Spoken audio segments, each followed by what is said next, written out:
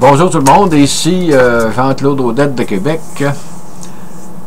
Cet après-midi, je voudrais profiter pour faire un petit vidéo encore sur la physique.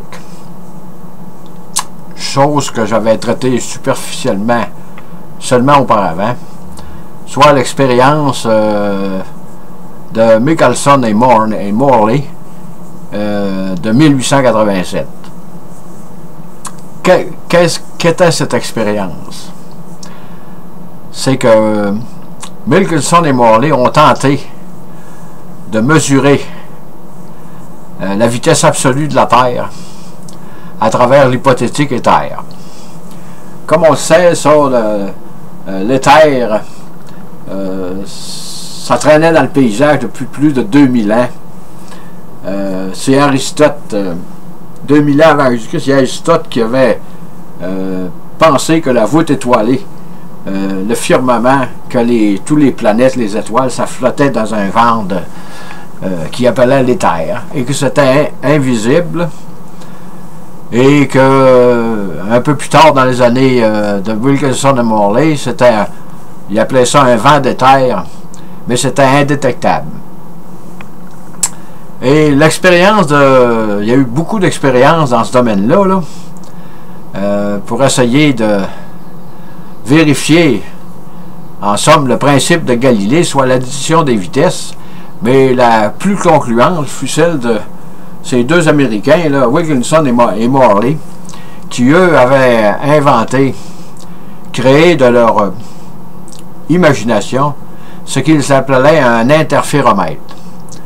Qu'est-ce que c'était qu'un interféromètre? C'est un appareil qui servait à l'aide de la lumière. Vous aviez une source lumineuse qui était ici, et vous avez un miroir à 45 degrés, semi-transparent, dont une des sources va être reflétée vers le miroir C, et l'autre source va passer à travers le miroir pour aller au miroir E. Et dans cet interféromètre-là, les deux longueurs, L et L, devaient être parfaitement égales. À ce moment-là, il fallait que ce soit le plus égal possible, mais on va voir un peu plus loin que pour éviter, parce que la vitesse, la lumière allait tellement vite, pour éviter la moindre différence entre les longueurs, ce qui était possible, ils ont trouvé une astuce qui, à toute fin pratique, éliminait ce problème. Et l'interféromètre était placé dans le sens de la translation de la Terre. Ça veut dire qu'il y avait un axe comme ça, qui était dans le sens de la Terre autour du Soleil, autrement dit. C'est pas la rotation de la Terre, c'est la translation autour du Soleil. Et vu que la Terre tourne une fois sur 24 heures, ça veut dire qu'il pouvait effectuer les mesures 2 fois par jour, quand l'axe X de l'interféromètre était exactement parallèle à la translation du mouvement autour du Soleil. Ça, ils ont fait ça durant 8 ans, imaginez-vous. Parce que dans ces années-là, c'était, comment est-ce que je dirais ça, donc, le principe de Galilée était toujours ancré de façon très très vivante, et on se disait qu'en ajoutant la vitesse de la lumière, on va pouvoir finalement mesurer la vitesse de la Terre à travers le vent d'éther. Mais ça ne s'est pas passé comme ça. Et comme je le disais tout à l'heure, pour contrebalancer le fait que les longueurs n'étaient pas exactes, on tournait l'interféromètre de 90 degrés pour que cette longueur-là devienne la longueur suivant l'axe X et l'autre devienne perpendiculaire. Ça veut dire que peu importe s'il y a une petite différence, ça ne changerait pas le résultat des mesures. Et ces deux scientifiques-là se disaient, parce qu'on connaissait les ondes dans ce temps-là, si la longueur L et la longueur L sont égales, les faisceaux lumineux, quand ils vont se rejoindre, vont se renforcer. Et si on ajoute la vitesse de la lumière, la vitesse de la rotation de la Terre, ceci veut dire qu'il il va y avoir une interférence d'un rayon lumineux parce que la longueur d'onde va être déphasée par rapport à la première. Et donc, le principe d'addition des vitesses va marcher pour déterminer la vitesse de translation de la Terre. Mais ça, ils n'ont jamais pu arriver à ça.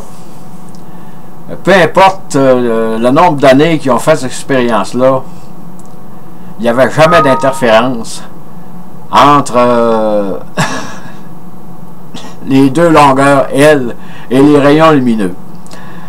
Fait que finalement, ils ont trouvé de conclure qu'on ne pouvait rien ajouter à la vitesse de la lumière. Que ça semblait un paradoxe inexplicable.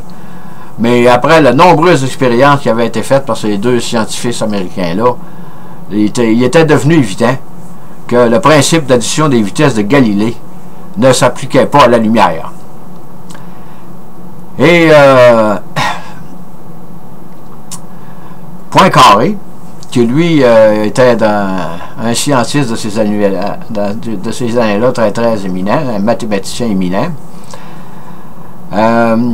avait énoncé que cette conspiration totale de la nature est elle-même une loi de la nature.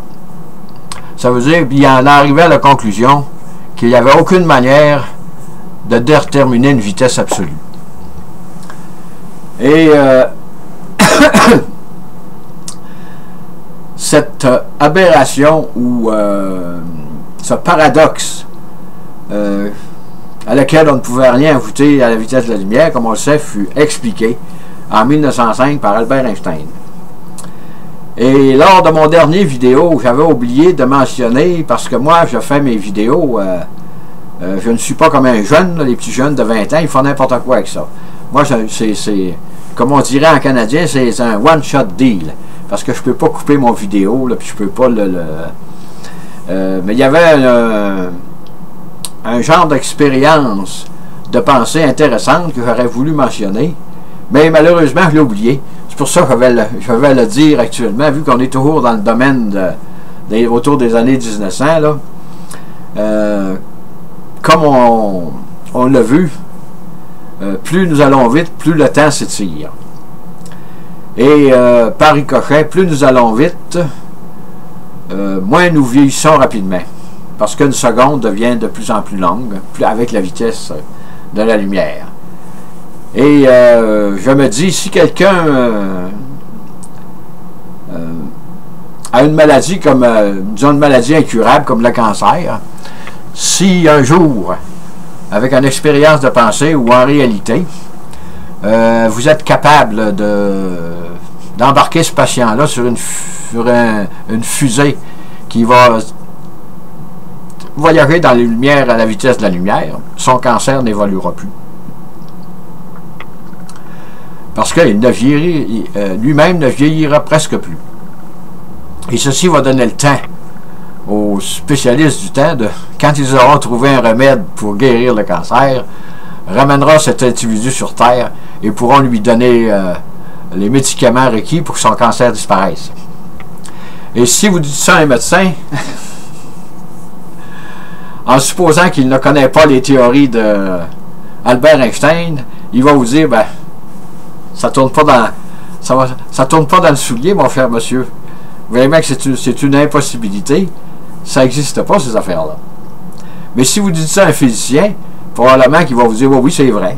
Et si jamais un jour on peut atteindre une tel degré de technologie, on va pouvoir le faire. Et sur ce, je vais vous dire bonne écoute, merci et à la prochaine.